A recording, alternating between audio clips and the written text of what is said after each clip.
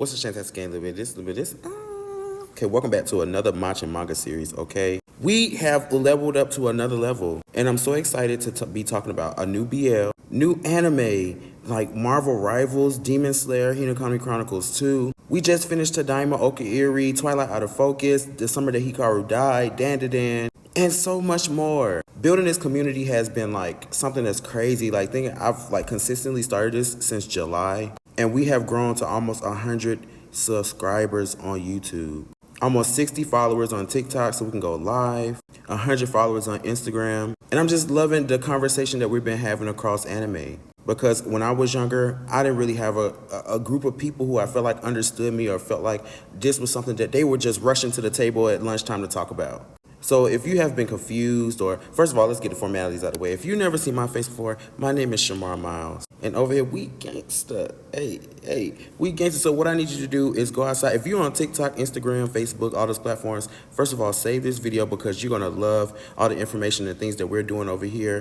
The weekly anime episode breakdown, the bi-weekly manga grabs from Amazon, and gameplay. And don't forget, in December, we will be playing Star Ocean, The Divine Force, which I'm so excited to play. I'm like really like Star Ocean is like one of my favorite RPG series. My first time playing a game on PlayStation 2 was Star Ocean to the end of time. It will always stick with me. I was so stuck on the dungeon level. Well, it was like one of these like special planets, and I could not like defeat the boss. But my favorite character from that game was probably Sophia. I really did like Fate 2 and Cliff. But then as I got older, I finally realized that it was like a whole bunch like games like Last Hope, Second Story, Integrity, and Faithlessness. And I got a chance to play all of those up until the last one, which is Divine Force, which we'll be playing in December. I hope that you will join me for that.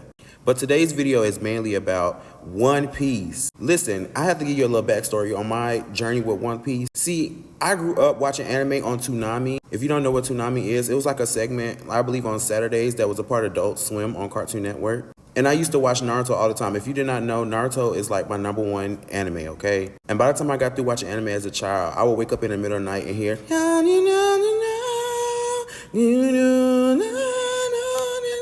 and if you don't know what it is, that's Inuyasha. So I will always watch Naruto, Bleach, One Piece, and Inuyasha. But I ain't gonna lie, by the time One Piece came on, because I think One Piece came on like 12 o'clock. I'm here, I grew up in Georgia. So I think by 1 o'clock, One Piece came on, and I was asleep by then.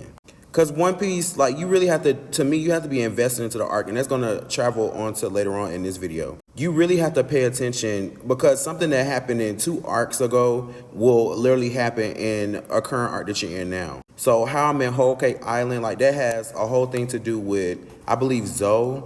The Zoe arc was before Whole Cake, right? With Cat Viper and the dog and Kaido and the Dragon Kid and the samurai and stuff. I kind of like slept through that arc a little bit because I kind of got the gist of it. Because my favorite arc, look, see, I'm already getting carried on. But my favorite arc probably now so far has probably been like the Doflamingo arc. I can't think of the name of the arc for sure, but Doflamingo is probably like my favorite bar so far besides like Caesar.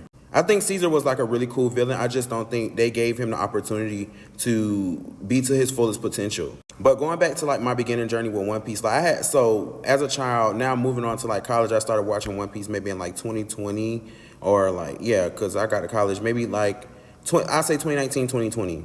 And it was so slow until I got to like Water 7, and so I feel like all that stuff kind of leading up to it, like when he met Nami, I feel like meeting Miss Wednesday, all the numbers, I feel like all that stuff was really good. Oh, I feel like Inaru, like Skypiea, like that was one of the peak arcs to me too. Like Skypiea made me stay, Water 7 made me stay. Enies Lobby, I feel like Enies Lobby is like a huge moment for a lot of One Piece fans because of Ace, and I'm not going to spoil all that, but Enies Lobby is like really good. And I feel like Water 7 is where I fell in love with Frankie. And Frankie is like one of my favorite One Piece characters, Frankie and Usopp. So I think now that I kind of like explain my One Piece journey, that you kind of understand where I am, I'm kind of like, I'm the type of person that keep motivating myself, even like when you're having boring arcs or whatnot, I keep pushing myself to move on to the next story because I've seen a lot of good stuff like spoilers, like Gear 5, Gear 6? Well, anyway, all that stuff. So I really want to get to see that and see the new animation. So I'm kind of like just watching, you know? And sometimes the arcs are really good. Like Whole Cake is really good. Like if I had to just stop at Zoe, I don't know if I would have picked it up again.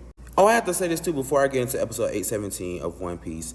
Why did they Fishman Island? Why did they reanimate Fishman Island? I feel like that was such a waste. I'm sorry for all the ones that really enjoy Fishman Island. Fishman Island was kind of boring to me, and then especially for the last villain to be, I just didn't like it. I don't want to talk too much bad about it, but it was cool from the fact of like how they were breathing up underwater and like how was the town up underwater and all that kind of stuff. And how come like from our experiences like real humans, you know, like it can be like a whole like sailing and all that stuff. When you think about history, I know I'm talking all over the place, but when you think about like an actual pirate sailing all over the, you know, coast or whatnot, and then you think about, oh, some of those pirates probably encountered like deep sea life or mysteries that we don't know because we never really sailed the ocean. So that's why I think Fishman Island was kind of cool. Plus, I really did like the boss Arlong, and so his brother was kind of like, okay. Well, not his brother, but he was like his underling, right? Yeah, it was Zoe before Whole Cake, because Zoe was on top of the elephant, right? So let's move on to like where I'm at and speed y'all up. This is spoilers, okay? Spoilers, click off. I'm going to try, yeah, I just think it's going to be spoilers. So we in Whole Cake Island, right? And so basically, Luffy is trying to bring Sanji back because of some type of arranged marriage. I have been confused, like from Zoe, like this, from Sanji leaving in Zoe to Luffy and Nami being together, traveling to Whole Cake. And then, cause at the same time, Chopper and what's the bunny rabbit girl name? But anyway, Chopper and the girl, they're like fighting Brûlée. It's like, how did they all get split up? You get what I'm saying? But it's pretty interesting. Like I think them finding Big Mom's ex-husband was really interesting, but I'm supposed to be breaking down episode 817, but I'm trying to tell y'all how we got all here, okay? So basically, Sanji has convinced himself to get married to Pudding. Pudding is Big Mom's daughter, one of the most attractive girls, even though she has a lot of attractive daughters. Lola is not one of the most attractive. I know that's shade, but yeah, so Luffy and Nami want to bring Sanji back home. They got in contact with Sanji when Sanji was about to go to the chateau, right, for them to have a tea party or whatever the day before the wedding. So Pudding's underlying intentions in episode 817 come clear because she comes and meets Luffy and Nami inside a arrested dungeon once they get captured because Luffy and Sanji got to fighting in the field because Luffy wanted to bring Sanji home and Luffy refused to leave that spot. So Big Mom's warriors, chest soldiers, and all these things, they came to the field to scrap and basically they cheated and whooped Luffy ass. And Nami really don't have no power. She just got like the weather power. So once they took her weather tempo stick or whatever, she was useless. So now Luffy and Nami are like inside this storybook thing that this character has like these powers or whatnot. So Luffy is like almost like trying to rip his arms off like in a cage, like he's spinning together. So we thinking like Pudding had told Luffy and Nami a long time ago that she was not going to marry Sanji and that they was going to be okay and that, you know, meet them at this specific spot and this is the way that Sanji's going to escape. Come to find out, Pudding is a two-time liar and she has 3 eyes.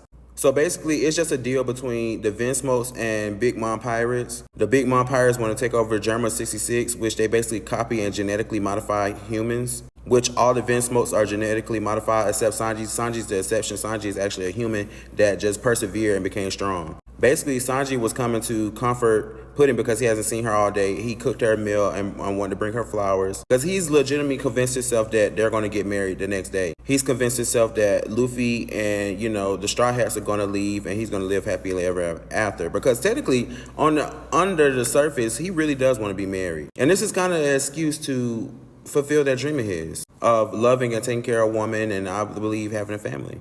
A true family because the Vinsmokes have never been a family to him. All they have done was abused him.